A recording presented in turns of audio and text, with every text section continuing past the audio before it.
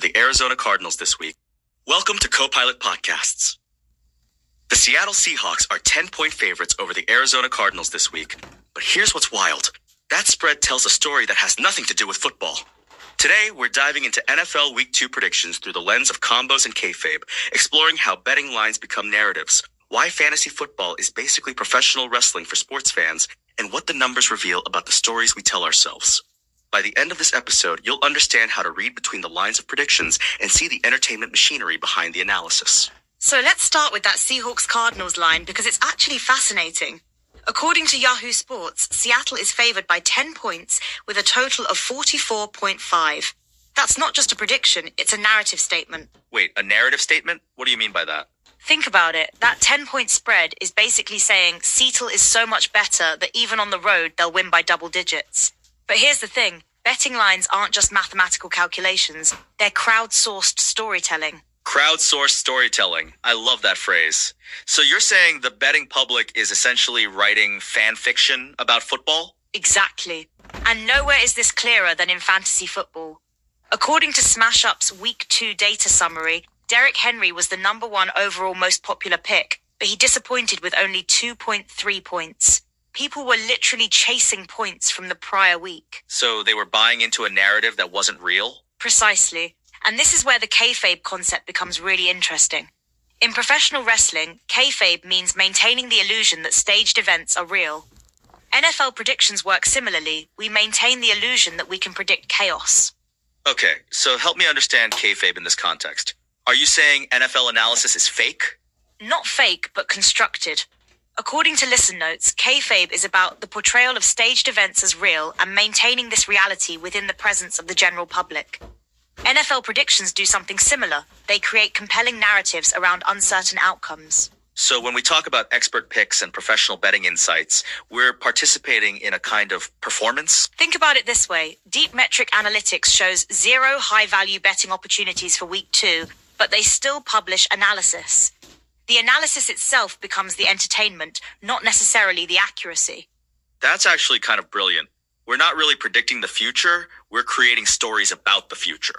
And the stories matter.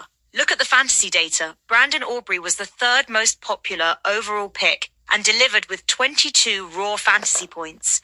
But Josh Allen, who had 0 rushing or passing touchdowns, was still heavily picked because of his narrative. So people were betting on the story of Josh Allen rather than the reality of Josh Allen? Exactly. And here's where it gets really interesting. The most popular Smash cards were lower-priced cards that people used to fill remaining cap budget. It's like buying merchandise at a wrestling show. You're investing in the experience, not just the outcome. Wait, so fantasy football is basically professional wrestling for sports fans?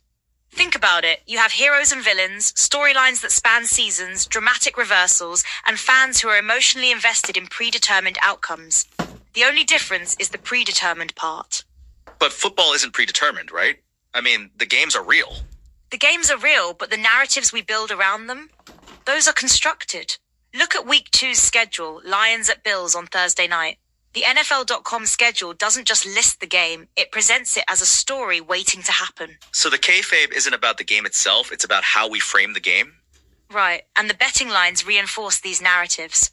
According to Yahoo Sports, the Bills are 3-point favorites with a total of 52.5. That high total suggests an offensive shootout narrative, which gets people excited about watching. Interesting. So the entertainment value is built into the prediction itself. Absolutely. And here's what's fascinating. According to the betting analysis, home favorites are 8-4 against the spread in primetime games this season. That's not just a statistic, it's a narrative about home field advantage that people want to believe in. So we're essentially paying for the privilege of believing in stories? Look at the fantasy data again. Christian McCaffrey with the Run CMC card scored 0 points, but people still played it because the narrative was compelling. The story was worth the investment, even when the outcome wasn't. That's actually kind of beautiful in a weird way. We're not just watching football, we're participating in collective storytelling. And the NFL knows this. The official NFL podcast network has 36 shows according to Apple Podcasts. That's not just coverage, that's narrative infrastructure. They're building the kayfabe ecosystem. Narrative infrastructure, I love that term. So podcasts like Move the Sticks and NFL Daily aren't just informing us, they're constructing the reality we experience. Think about Daniel Jeremiah's mock draft coverage. He's not just predicting picks, he's creating anticipation and storylines. The entertainment value comes from the speculation itself, not necessarily the accuracy. So when we consume NFL predictions, we're basically choosing which version of reality we want to inhabit. Exactly. And here's where the combo aspect becomes crucial. In fantasy football, you're not just picking individual players, you're constructing a narrative about how different storylines will intersect. So a combo is like a crossover episode in a TV series? Perfect analogy. When someone played Derrick Henry with the bruising bell cow card for 11 points, they were betting on a specific narrative intersection, the veteran running back dominating in a particular game script. And when it works, it feels like you've cracked some kind of code, right? Right. Tucker Kraft was the fourth most picked tight end and delivered 18.4 points. People who picked him felt like they understood something others missed. But really, they just got lucky with their narrative choice. So the skill isn't in predicting the future, it's in choosing compelling stories? And here's what's really interesting. The weather impact data shows cold weather games trending under 65% this season. That's not just a statistic, it's a narrative about how weather affects scoring that people can buy into. So even weather becomes part of the storytelling apparatus? Everything becomes part of the story. Key quarterback injuries moving lines by an average of 4.2 points. That's not just market adjustment, it's narrative recalibration. The story changes, so the betting changes. This is blowing my mind a little bit. We think we're being analytical, but we're actually being creative. Look at the uniform combo discussions on sportslogos.net. People are literally debating what teams will wear as if it affects the game. It's pure kayfabe, but it enhances the entertainment experience. Wait, people actually care about uniform combinations for predictions? Absolutely. There are entire threads dedicated to predicting uniform matchups week by week. It has zero impact on game outcomes, but it's part of the narrative construction that makes games feel more significant. So we're essentially LARPing as football analysts? That's actually a perfect way to put it. Live-action role-playing as experts, using real data to construct fictional narratives about uncertain outcomes, and the NFL provides all the props and costumes. The props and costumes being the statistics, the expert analysis, the betting lines. Exactly. And here's the beautiful part, it works. New Heights with Jason and Travis Kelce is the most listened to sports podcast on Spotify according to the research. People want the narrative, not just the information.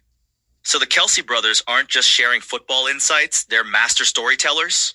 They're selling authenticity and insider access, which are the most compelling narratives in sports entertainment. People don't just want to know what happened, they want to feel like they're part of the story. And fantasy football and betting give us that participation, even if it's ultimately just entertainment? Right.